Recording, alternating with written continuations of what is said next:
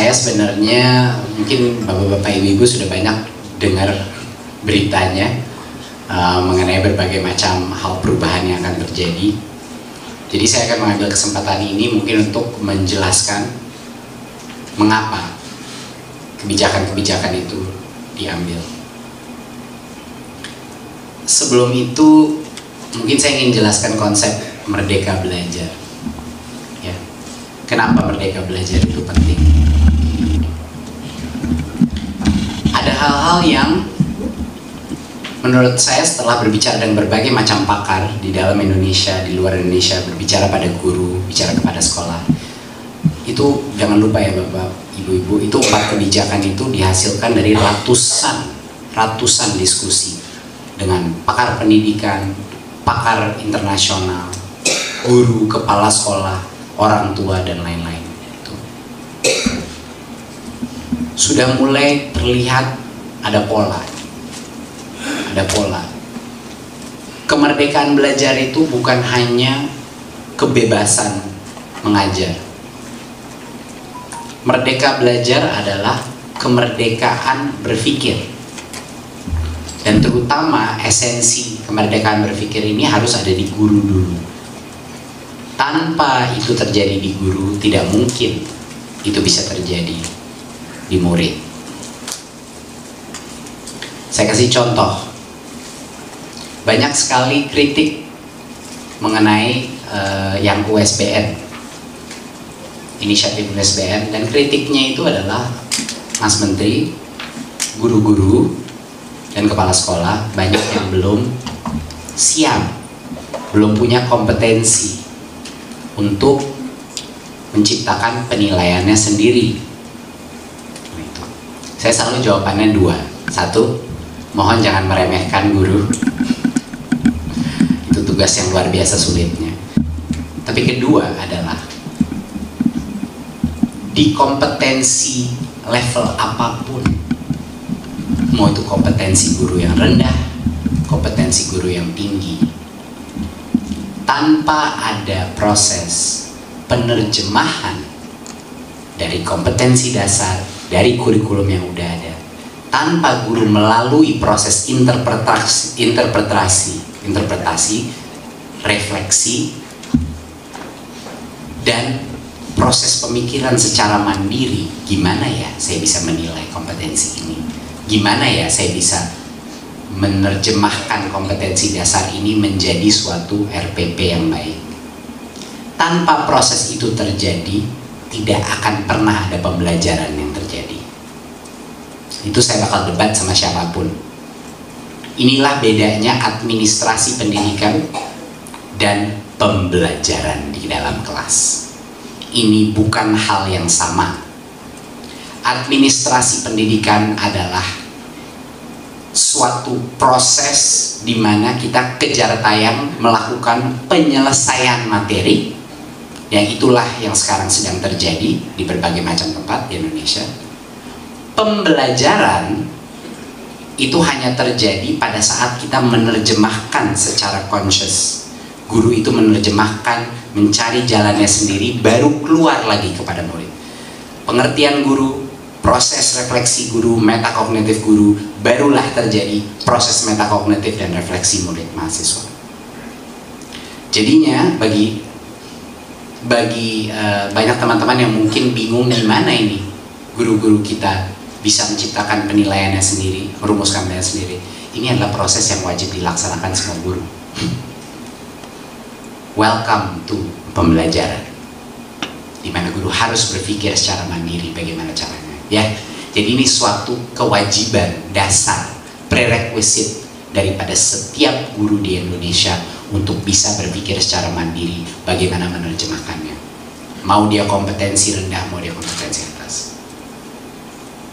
Maka pembelajaran tidak akan terjadi, hanya administrasi pendidikan yang akan terjadi.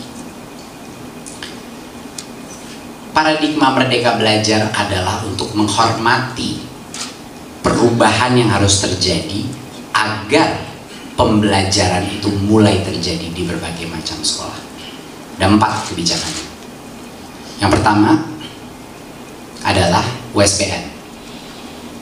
yang memang sesuai dengan undang-undang Sisdiknas, memang seharusnya kedaulatan sekolah. Memang di undang-undang sudah seperti itu. Inilah makanya mereka boleh, tapi ini bukan pemaksaan, mereka boleh menggunakan kalau mereka belum siap berubah, mereka belum siap untuk melakukan metode baru, menciptakan, silakan menggunakan soal-soal dari USBN, silakan menggunakan soal-soal dari UN, kalau memang itu cara tercepat, ya, kalau memang belum siap.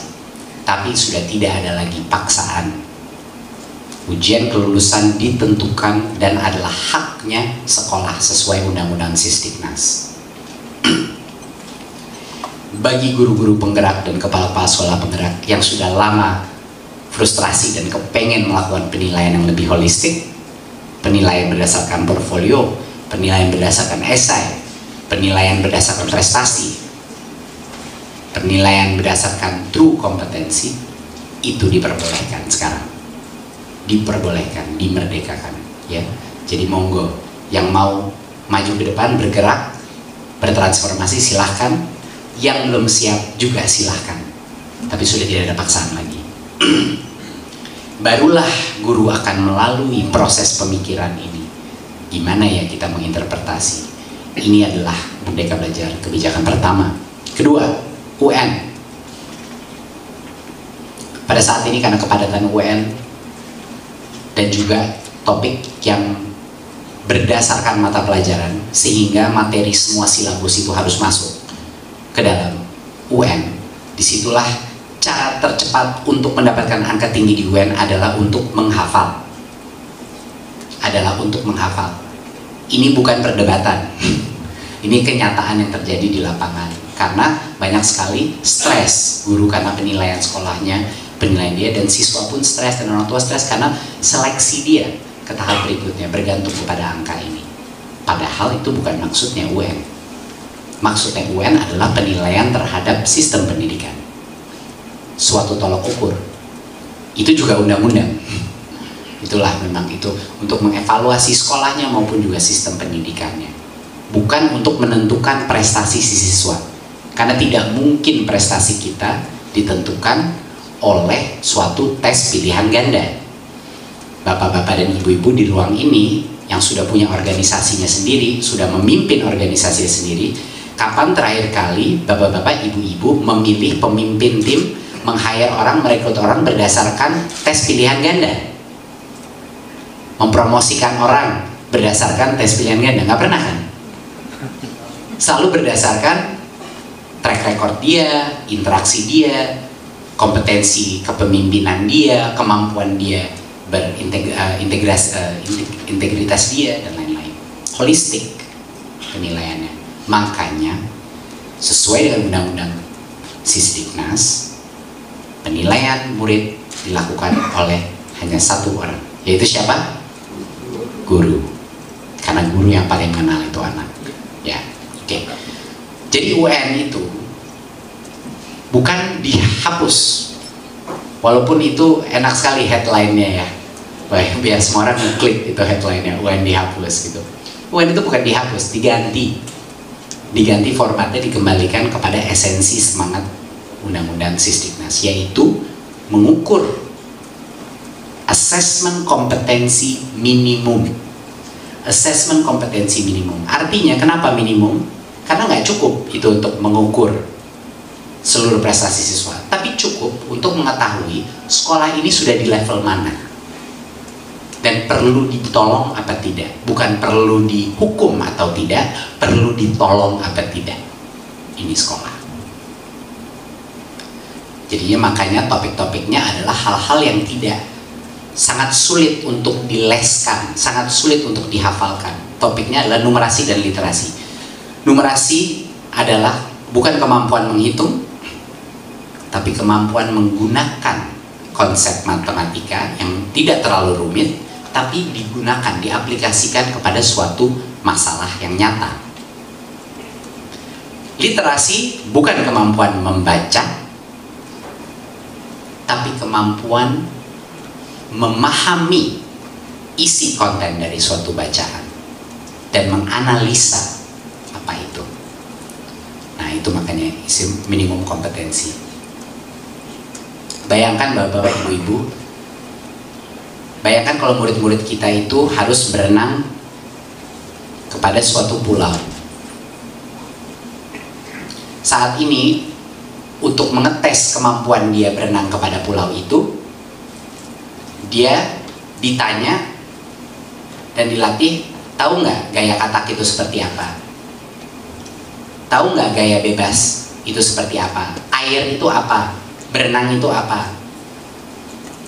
Itu adalah sekarang metodenya yang kita gunakan untuk mengetahui apa dia bisa berenang kepada pulau.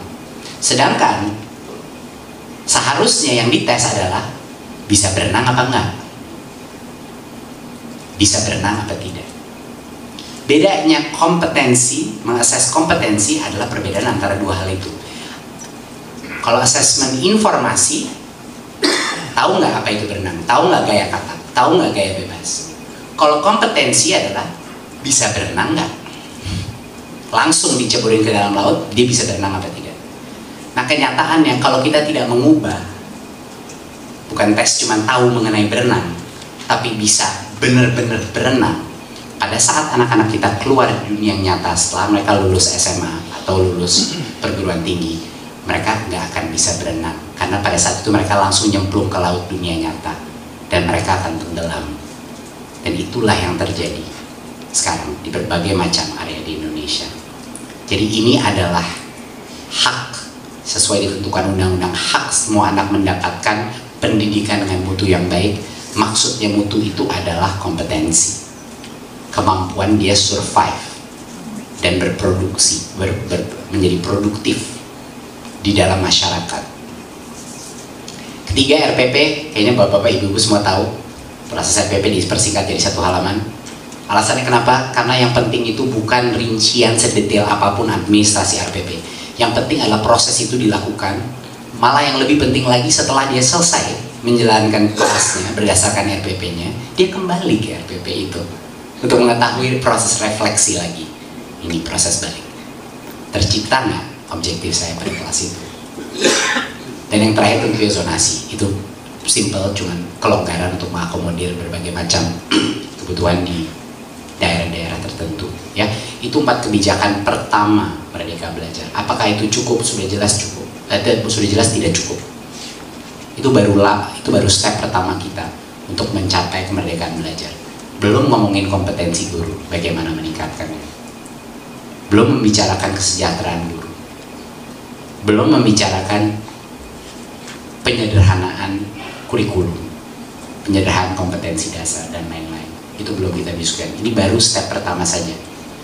Tapi pada saat guru-guru ini dibebaskan tapi juga dipaksakan untuk berpikir untuk pertama kalinya, disinilah proses pembelajaran baru mulai sekarang. Nah, sekarang kita kembali kepada standar nasional. Kalau memang konsepnya Merdeka Belajar dan itu arah kita harus tahu kita mau ciptain manusia seperti apa. Pertama, itu dulu. Kita mau menciptakan manusia seperti apa? Yang punya kapabilitas apa di masa depan?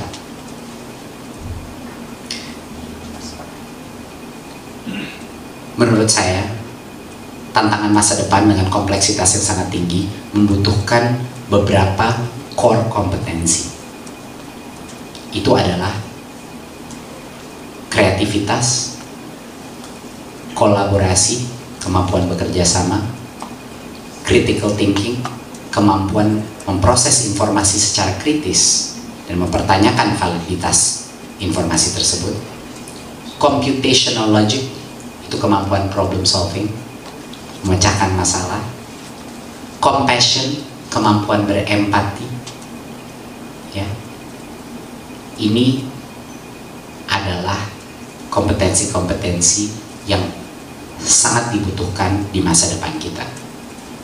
Tidak ada kompetensi menghafal, tidak ada kompetensi untuk bisa memandatkan semua informasi di dalam otak dan memori yang paling hebat.